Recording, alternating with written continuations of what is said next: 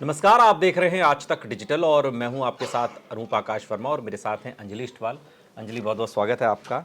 एक खबर है जो मेन स्ट्रीम मीडिया में चुनाव की वजह से भले जगह ना पा रही हो, लेकिन वो खबर बहुत बड़ी है। खबर योग गुरु स्वामी रामदेव से जुड़ी हुई है। और एक बात तो है अंजलि कि जब हम गलती करते हैं, माफ़ी हम तभी मांगते हैं, या हमारे पास कोई रास्ता माफ़ी का नहीं बचता तब हम माफ़ी मांगते हैं। बात माफ़ी से शुरू हुई है और रामदेव की बात हो रही है, योग गुरु की। तो आज उन्होंने सुप्रीम कोर्ट में एक बार फिर माफ़ी मांगी और जो वर्ड टू वर्ड कहा है वो आपको पढ़कर सुनाते हैं। रामदेव ने कहा कि मैं बस इतना कहना चाहता हूं कि हमसे जो भूल हुई है उसके लिए हमने बिना शर्त माफ़ी मांगी है। उस समय हमने जो किया वो सही नहीं था, ऐसा काम के उत्साह में हो गया। हम भविष्य में इसे ध्यान में रखेंगे। ये बातें स्वामी रामदेव ने पतंजलि विज्ञापन केस मामले में सुप्रीम कोर्ट में कही हैं। अब मैं थोड़ा सा आपको पीछे लेकर चलता हूं। जब पैंडेमिक से पूरा मुल्क पूरी दुनिया जूझ रही थी, हिंदुस्तान में स्वामी रामदेव एक मंच पर आते हैं, हेल्थ मिनिस्टर डॉक्टर हर्षवर्धन उस मंच पर होते हैं और जो कोरोनिल लाई जाती है उसको लेकर ये दावा किया जाता है अंजलि कि यही है रामबाण, इसी से सब कुछ ठीक होगा। थोड़ा विवाद गर्माता है, उसके बाद उसे कहा नहीं ये तो इम्यूनिटी बूस्टर है, क्योंकि इम्यूनिटी कमजोर हो रही, इस वजह से हम इसकी चपेट में आ रहे हैं। उसके बाद आईएमए फिर उसको एक्शन लेता है, कई और सारी चीजें होती हैं। कहां से ये विवाद शुरू हो रहा है जो आज इस मोड़ पर आ गया है कि कई बार की माफी के बावजूद भी सुप्रीम कोर्ट माफ करता हुआ दिखाई नहीं देता?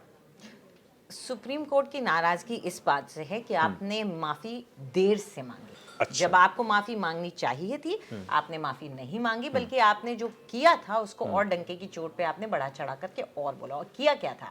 आपने एलोपैथी पर लांछन लगाया था। एलोपैथी एक ऐसी मेडिकल साइंस है जो कि पूरे दुनिया में एक्सेप्टेड है, उसका एक साइंटिफिक बेसिस है। कोई ये नहीं कहता कि आयुर्वेद गलत है।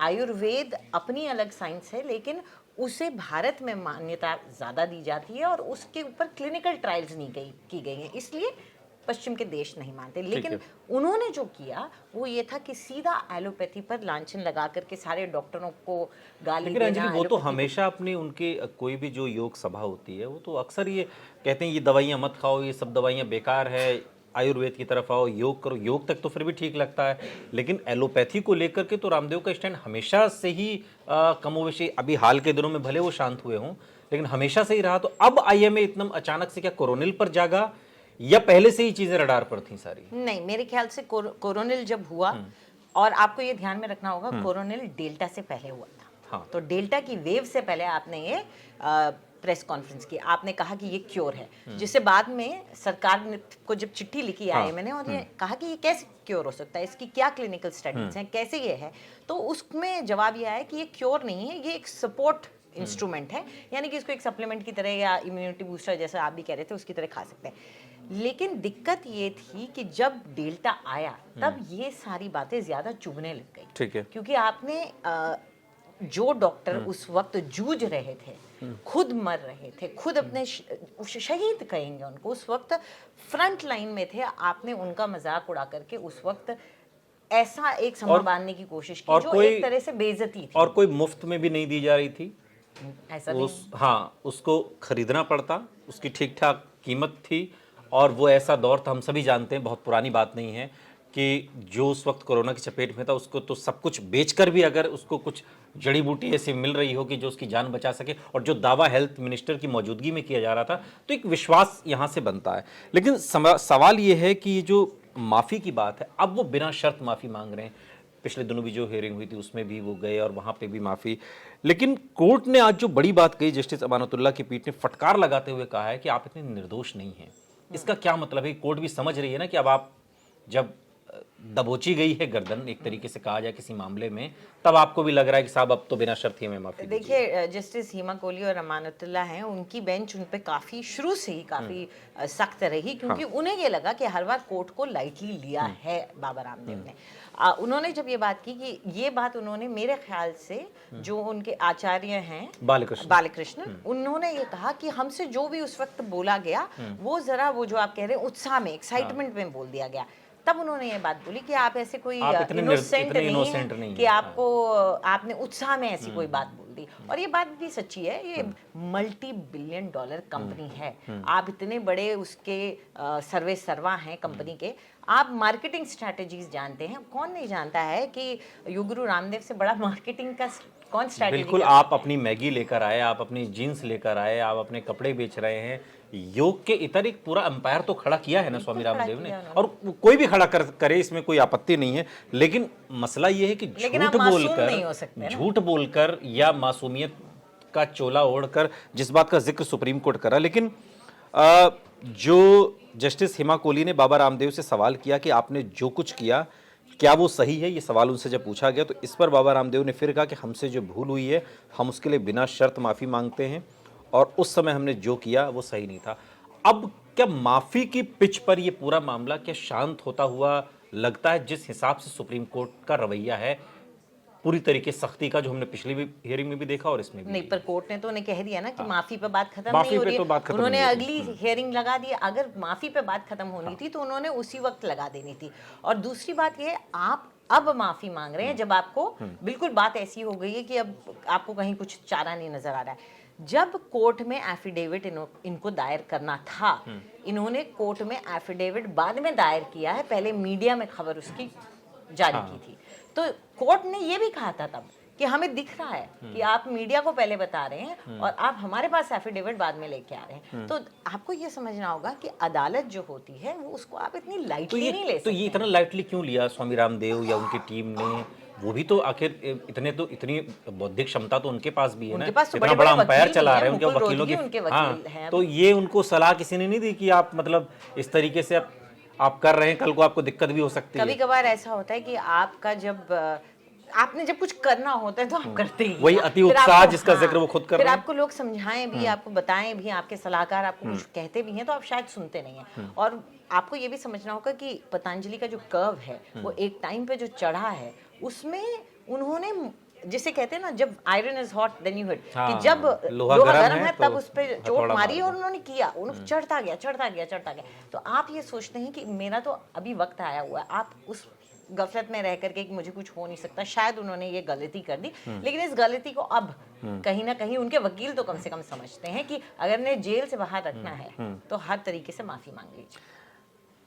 पीठ ने यह भी कहा कि कानून सभी के लिए समान है। क्या आप जानते हैं कि आप लाइलाज बीमारियों के बारे में विज्ञापन नहीं कर सकते? ये बात भी उन्होंने की, जबकि रामदेव अपनी आप उनकी जो योग सभा जो होती है उसमें वो लगातार हर लाइलाज बीमारी का पूरी तरीके से उसका दावा करते हैं ठीक करने का। ये हिंदुस्तान में देखिए ऐसा है, हर नुक्कड़ और कोने पे एक टेंट लगा होता है जिसमें ये बातें कही जा रही होती है कि हम ये बीमारी ठीक कर देंगे, ठीक कर देंगे।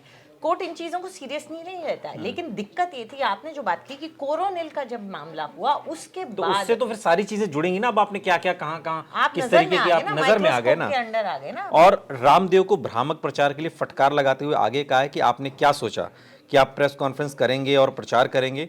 जिस चीज़ का आप प्रचार कर रहे हैं, हमारी संस्कृति में ऐसी कई चीज़ें हैं। लोग अपने इलाज के लिए हमेशा एलोपैथी नहीं बल्कि घरेलू नुस्खे भी इस्तेमाल करते हैं। आप अपनी पद्धतियों को चलाने के लिए दूसरों को खराब और उसे रद्द करने को क्यों कह रहे हैं? लेकिन अंजलि, ये तो कोई नई बात नहीं है ना।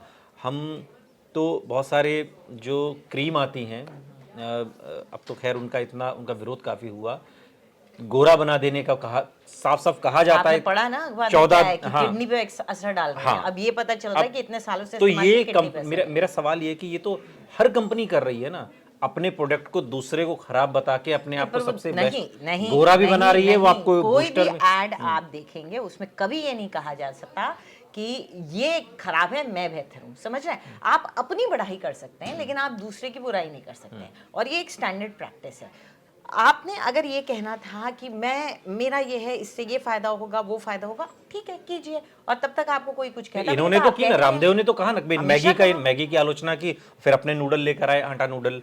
दिक्कत ये थी कि कोई आप इस पे आपत्ति उठाता नहीं था क्योंकि बड़ी कंपनियां बचती हैं किसी होम ग्रोन ब्रांड या किसी भी पर्सन जिसको वो सोचते हो कि ये पावरफुल है या शक्तिशाली है, इसका इन्फ्लुएंस है, उससे कोई पंगा लेना नहीं चाहता है। तो किसी भी कंपनी ने ज्यादा उस बात को तवज्जो नहीं दी। लेकिन आपने जब इस कोरोना जिस भ्रामक विज्ञापन की बात हो रही है, तो भ्रामक विज्ञापन तो पहले से चले आ रहे हैं ना, तो उसमें विज्ञापन नहीं करते थे। नहीं, जो गोरा बनाने की बात, गोरा तो कोई नहीं हो सकता, गोरा तो जो रंग जिसका है वैसे ही रहेगा ना।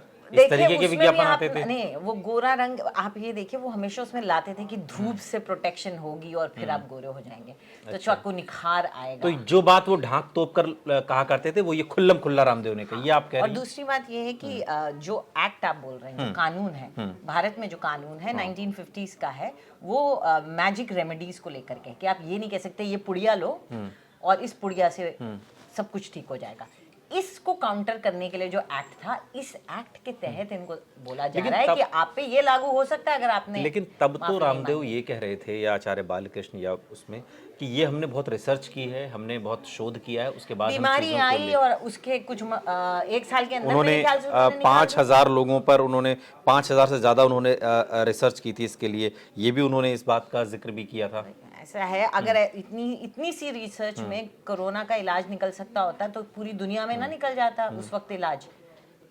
कोई नहीं निकाल पाया ना, बड़ी से बड़ी कंपनी नहीं और निकाल पाई। बाद में आचार्य बालकृष्ण ने कोर्ट में अब कहा है कि जो भी हुआ अज्ञानता पूर्वक हुआ, आगे से नहीं होगा, हम माफी मांगते हैं। माफी पर बात बनती हुई दिखाई नहीं दे रही है, हाइपोथेटिकल क्वेश्चन है, लेकिन अब आगे ये रामदेव का ये पतंजलि विवाद केस है जो विज्ञापन से जुड़ा हुआ, ये किस दिशा में आपको जाता हुआ दिखाई देता है? उन्हें माफी कोर्ट पर को तो बात अपनी नहीं बनी। सीरियसनेस दिखानी होगी। अच्छा, अगर- अभी माफी में सीरियसनेस नहीं है, आप ये कह रही कि नहीं। ये आप इनोसेंट बनकर दिखा रहे हैं, कोर्ट कह रहा है नहीं हम नहीं, आप, अभी कोर्ट क्या कर रहा है, देखिए ऐसा होता है कि जब आपको घर पे भी होता है, जब बच्चे को आप फटकारते हैं, शुरू में आपको लगता है कि बच्चा सीरियसनेस नहीं दिखा रहा है, तो आप उसको लताड़ते हैं, मारते हैं, जो भी है, हाँ। ठीक है। उसके बाद उसमें आ भी जाती है तो आप कम से कम 4-10 सेकंड तक फिर भी नाराज रहते हैं। हाँ। अभी वही वाली बात हो रही है कि कोर्ट को समझ में आ गया, क्योंकि अब देखिए, अब वो कोई प्रेस कॉन्फ्रेंस नहीं कर रहे, अपनी तरफ से ऐसे कोई मीडिया स्टेटमेंट कुछ भी नहीं, कुछ भी नहीं, बिल्कुल शांत पिन ड्रॉप होके बैठे साइलेंस हैं। है। तो कोर्ट अभी उनकी यही सीरियसनेस देखना चाहता है कि जब हमने आपको बोला था कि चुप हो जाइए, ऐड मत दीजिए, नवंबर में बोला था 2022 में, और उसके बाद उन्होंने झट से आई थिंक फरवरी में उन्होंने एक ऐड निकाल दिया था।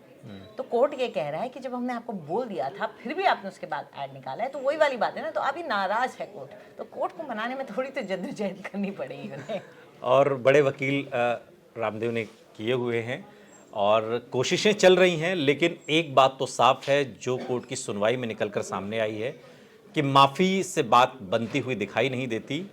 और जिस सीरियसनेस का जिक्र अंजलि कर रही है कि वो जब तक कोर्ट को महसूस नहीं होगी, तब तक नर्म दिली की उम्मीद भी कम से कम स्वामी रामदेव के इस ग्रुप को नहीं करनी चाहिए, बाबा रामदेव और आचार्य बालकृष्ण को नहीं करनी। बहुत बहुत शुक्रिया अंजलि इस तमाम जानकारी के लिए आपका।